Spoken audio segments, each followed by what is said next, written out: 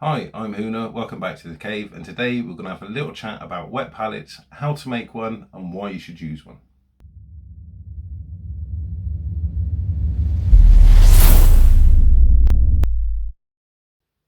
So what is a wet palette and why do you need one? Well, this is a standard palette. Now you're probably familiar with these. It's just a plastic palette. You might use a play or an old tile or some palette paper. It's just something that you put your paint on to either mix it or thin it down before you apply it to your model. Now, one of the best things about acrylic paints, and one of the reasons that we use acrylic paints in mini painting, is because it dries quickly. And while this is absolutely something you want on your mini, it's not necessarily something you want to happen on your palette. And if you've used one of these for any period of time, or the plate or the tile or whatever, you'll know that after a while the paint starts to dry out and you have to constantly keep it hydrated, and it's a bit of a nightmare. The way that the wet palette solves that is that you have a foam tissue pad that holds water, and then you put this hydration paper over the top. Your paint goes on top of that, and the hydration paper allows water to seep through and keep your paint hydrated, so it doesn't dry out. You're not having to constantly rehydrate it all the time.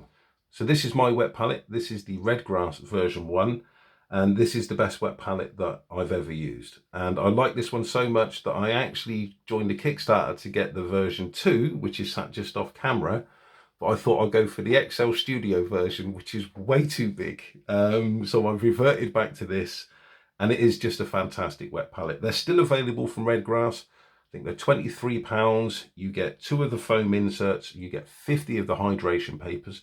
They're all cut to size, they're very easy to use, and you can buy more of the hydration, more of the packs of hydration papers.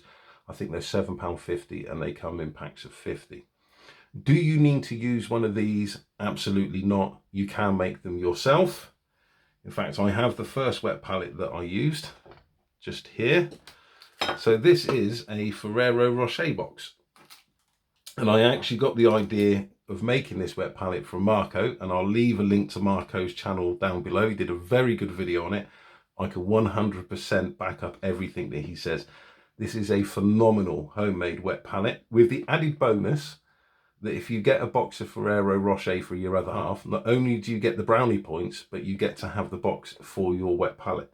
I used this for ages before I bought the Red Grass one, and it's absolutely fantastic. It works just as well. It's a little bit tall, which is why I moved over to the Red Grass one. It's a little bit big, but you won't go wrong with this.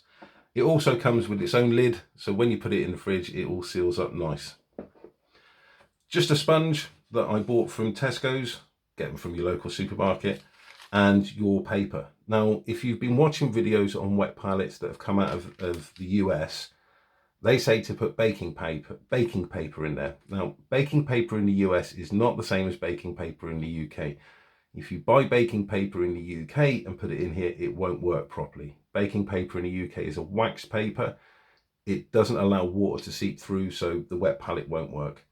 What you're looking for in the UK is baking paper, is parchment paper or baking parchment. If you're not sure, just go to one of the companies that makes wet palettes, buy their hydration paper, and you're good to go.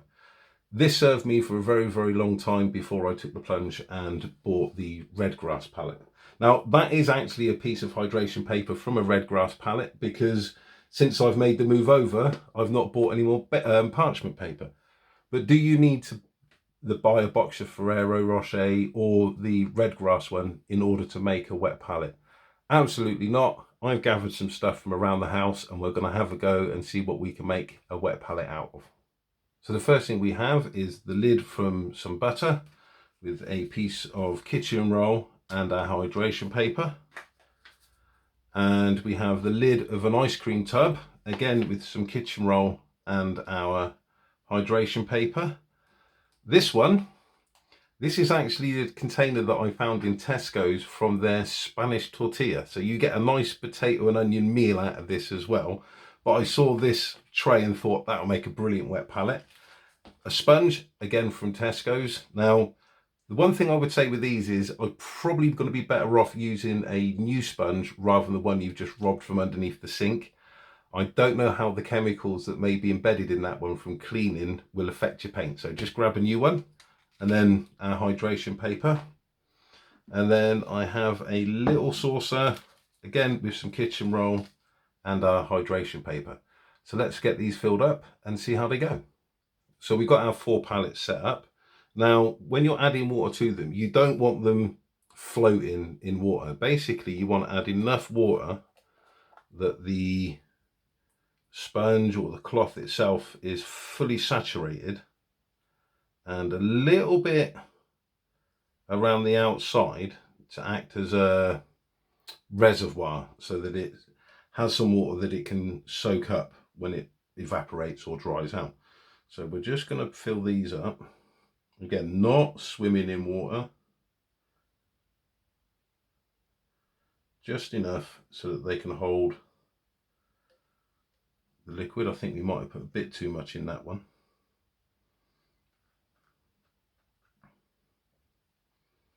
They all look good. That plate might be a little bit too much. That's all good. So that all seems fine. And then what we're going to do is we're going to take our hydration paper and we are going to lay them over the top like this. Now you want your hydration paper to sit flat on the top. You don't want any wrinkles or anything like that. So you can take an old credit card, store card or something similar. I have mine here, and you just want to tease them out so that they sit flat. So there's no wrinkles, no bubbles. Get them as flat as you can, like that.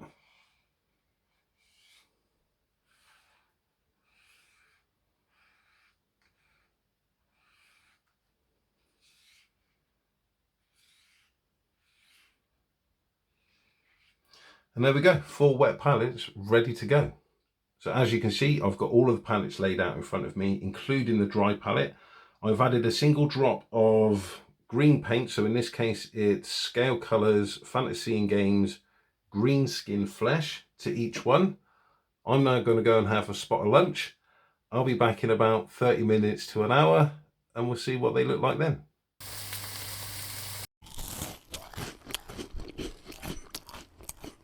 Okay, so it's about an hour later. I had a very nice lunch. Now it's time to check to see how our paints are doing.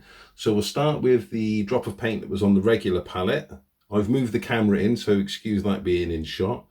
As you can see, it looks like it's crusted over. If we try and touch it with the paintbrush, yeah, that is leaving dents. That has dried out quite a lot.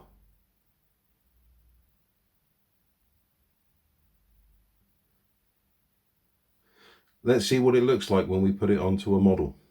So this is just a test print model that I've got. Let's see what happens when we apply this.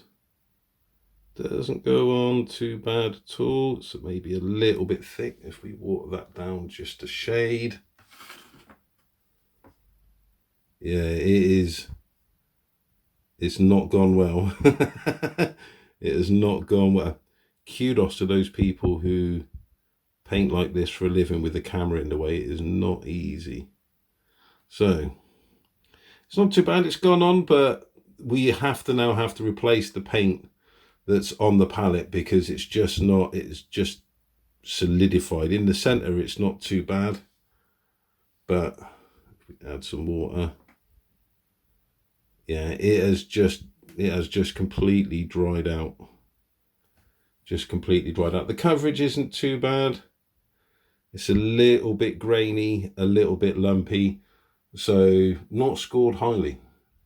Because, you know, if we look at the wet palette that is the Ferrero Rocher box, this paint is still smooth all the way through, no hard edges, no lumps, still looking pretty good.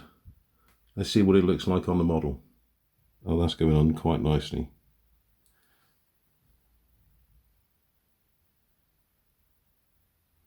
And again, I haven't needed to thin this down. With none of the paints have I added any water after putting them on any of the palettes, whether that's the dry palette or the wet palettes. But that is going on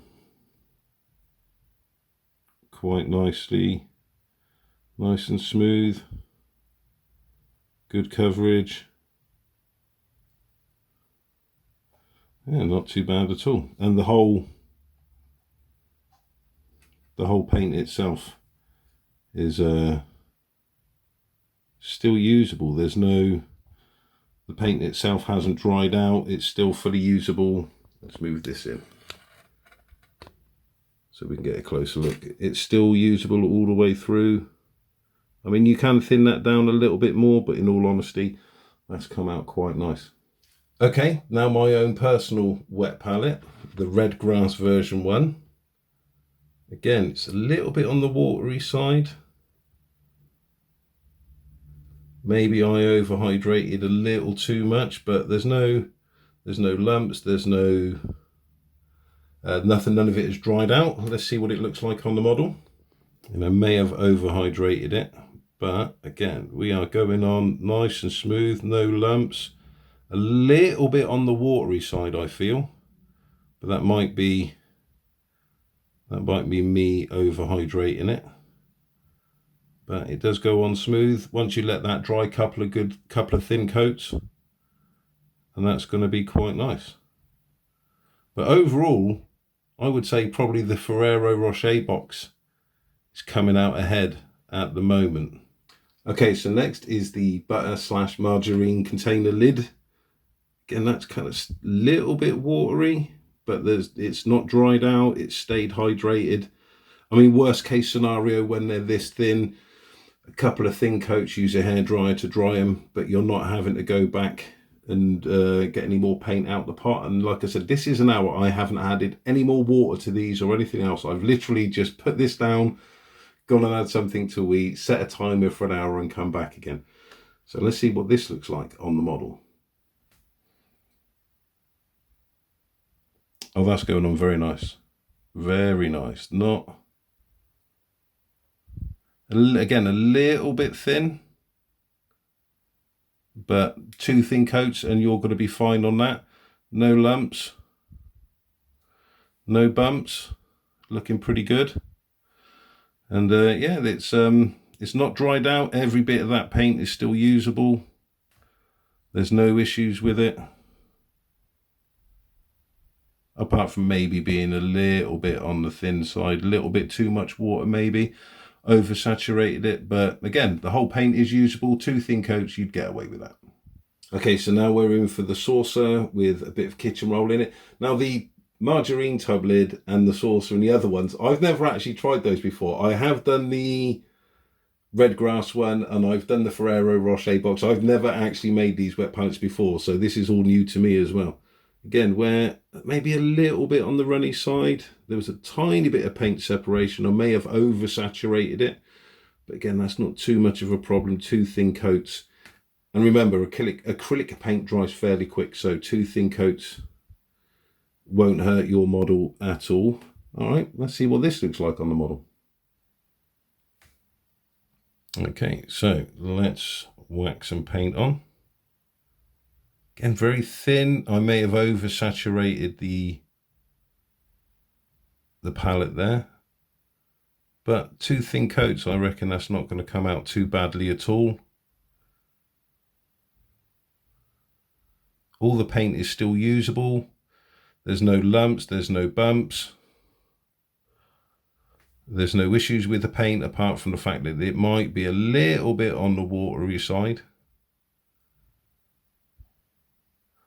But the coverage is, let me see if I can refocus that. The coverage is not too bad.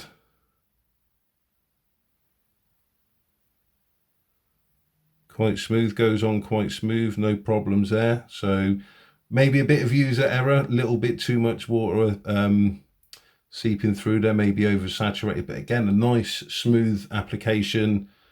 Couple of thin coats of that and you'll be laughing. Okay, the ice cream lid container, again, with just some normal kitchen roll in there. It looks like the paint has separated a little bit more on this one than it has on the others, but there's no, it's not dried out at all.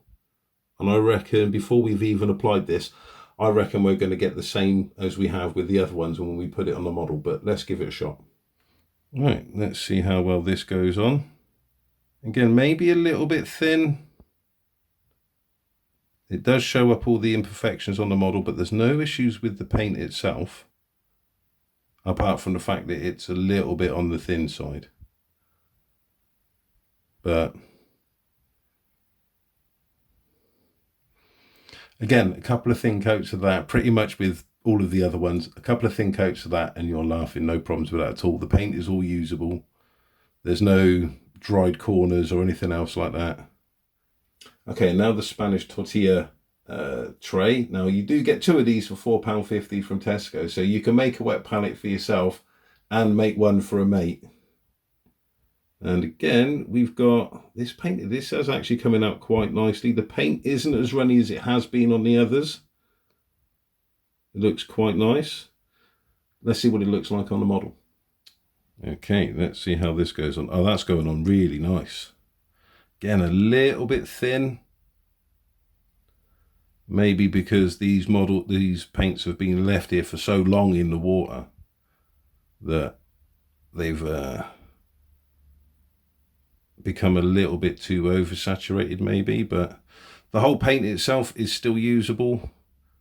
There's no dried crusty bits. We don't need to hydrate it anymore. In fact, I mean, we could add a little bit of extra paint just to thicken it back up again, but it's going on nice and smooth. Again, a couple of thin coats on that and you're golden. So there we go, wet palettes, how to make them and what they do. I would still recommend the red grass one, just for the convenience. Everything's pre-cut. You don't have to fiddle and faff around cutting up foams or bits of paper. It's just ready to go. But I hope this video goes some way to show that you don't need one. You can make one out of just about anything that you've got around the house. So let me know what you've made yours out of. Don't forget to like, comment and subscribe, and I'll see you back here next time in the cave.